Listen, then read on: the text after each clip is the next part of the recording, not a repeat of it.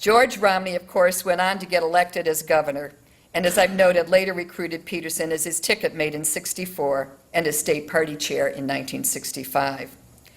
Peterson did not, by her own account, play a major role in Romney's campaign for the 1968 Republican presidential nomination. As far as I can tell, she did not complain about this, and of course, it was good to have deniability when things did not, in the end, go very well. But I think she couldn't help but be disappointed that she did not play a more prominent role, considering how she had been recruited to be state party chair 3 years before, and considering the role she had played in engineering the Republican statewide victories in 1966, victories, I might add, that demonstrated to the national pundits that George Romney could, in fact, help elect other Republicans, back in the day when that was still an important consideration. But Elly Peterson didn't believe in elbowing her way into powerful positions. She waited until she was asked. And back then, presidential campaigns were still limited to the guys. It would be another 9 years before a woman was installed in a job as high-ranking as a deputy campaign chairman of a presidential campaign, and that would turn out to be Peterson herself. Peterson did have a front-row seat on the fallout that accompanied George Romney's statement that he had been brainwashed in Vietnam by the U.S. military and our diplomats there. Although Mitt Romney was in Europe for most of his father's presidential campaign, one can appreciate how his father's deflating experience probably helped shape the way he responds to questions in this presidential campaign. As a former journalist, I found it interesting to reflect on how George Romney's apparent gaffe played out on the national stage, back in the days before 24-hour cable news shows and the World Wide Web and Twitter. I've wondered whether the ongoing scrutiny of a single political gaffe was more intense back then, compared to what seems to be our gaffe-a-day kind of culture now, in which every 24-hour news cycle seems to produce a new one for a different candidate. But back in 1967, Romney's gaffe continued to resonate for months. I did not have room for this in my book, but I'll share it with you now. By the time the Gridiron Club, the bastion of Washington print journalists, held its fall dinner in late 1967, approximately the same place we are in the current election cycle, 3 of the 6 tunes in the club's Republican skit were directed at George Romney. I'll spare you my singing, but here are the words to one of them, set to the 1930s tune, "Did you ever see a dream walking? Did you ever see a brain washing? Well, I did. With the plunger in the does sloshing? Well, I did. Did you ever get your foot caught in your mouth, just like me, and, gulping hard, find you've choked on your knee?" The final verse went, "Did the White House lights stop beckoning bright, fading right out of your view? Well, the thoughts that have wandered and the brain that gets laundered, they can make it pretty tough on you." Romney continued to read his polls and surprised his closest supporters, including Peterson, by pulling out of the race just before the first primary in New Hampshire.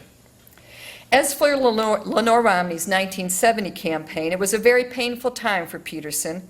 While she thought Lenore Romney had many gifts, she felt that Mrs. Romney's campaign was doomed from the start and tried to convince her not to run. She felt that Mrs. Romney was running only because important male politicians, including her husband, wanted her to make the race, and that would become abundantly clear as the campaign went on. I think she also did not want her friend to feel as degraded as she had during her own sacrificial lamb campaign 6 years before. But once Lenore Romney was committed, Peterson tried to be supportive, taking time off from her job in Washington to campaign for her. On election night, Peterson phoned, she sent yellow roses, and she wrote another note later on. Lenore responded with gratitude. "It helps to know there are others who give their all, because some things mean so terribly much." The political highs and lows that Peterson had shared with the Romneys made their political separation a decade later all the more painful. The Romneys had become vocal opponents of the Equal Rights Amendment and argued that ratification of the amendment would lead to homosexual marriages and the further dissolution of the American family.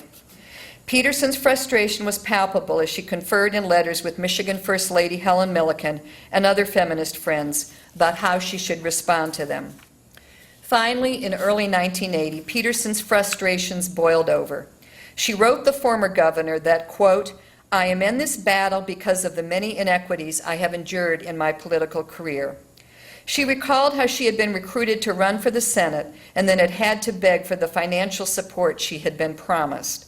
She recalled how she had been told that she was the only one who could solve the Michigan Republican Party's problems, and then, quote, when I was too far down the road to back out, she was told she wasn't worth the money paid to other state chairmen because I am a woman.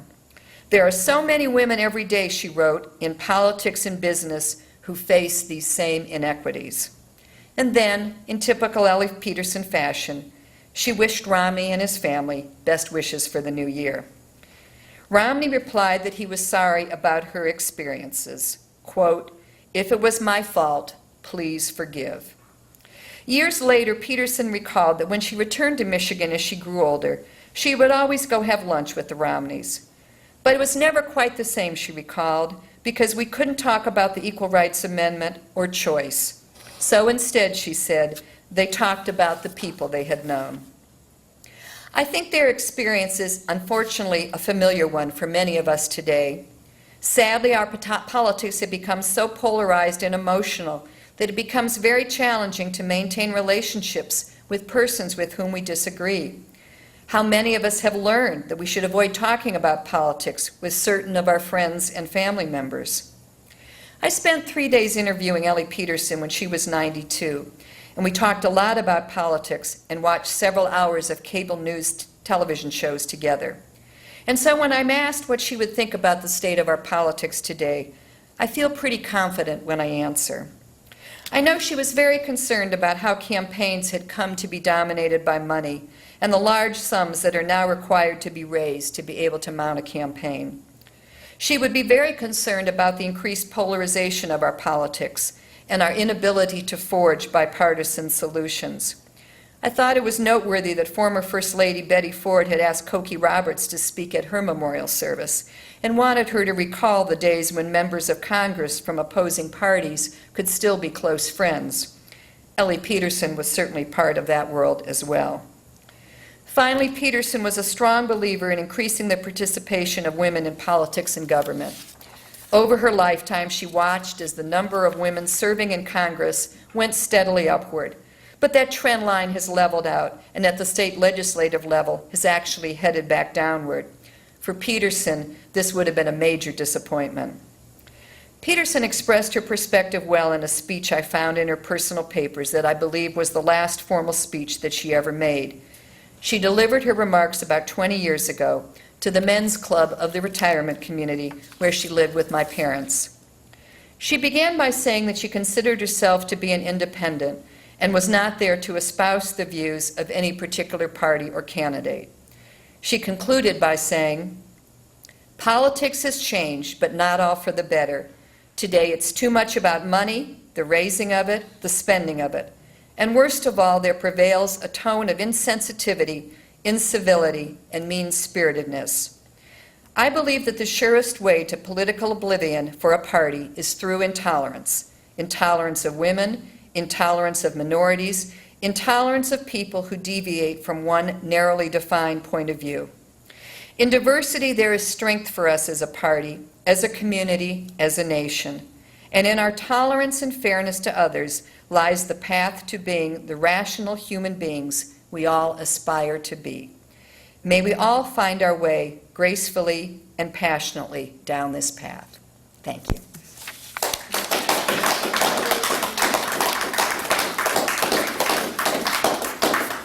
I think we have time for a few questions. Or Bill. I got one question about the Millikens, because back in the 60s, Bill Milliken was a fairly minor political figure, wasn't widely known in the state, became lieutenant governor, and Elly Peterson politically was almost the creation of George Romney at a high level. After she ran for the Senate, he was the one who asked her to become the chairman, and she became the chairman. How did her relationship with the Millikens evolve and develop? Because they became quite close, as you know. And yet, ironically, her relationship with Romney, who was really the main Republican figure, atrophied and withered away and ended with the problems you described. Bill's question was to talk a little bit about her relationship with the Millicans, William Milliken and Helen Milliken, and how that evolved and contrasted with the Romneys. I think one thing that impacted her political relationship with Bill Milliken was the fact that she actually moved to Washington with Romney, or she was going to move with Romney in 1969, and he had talked to her about a job at the Housing and Urban Development Department, and then she ended up going back to the Republican National Committee and working with Rogers Morton.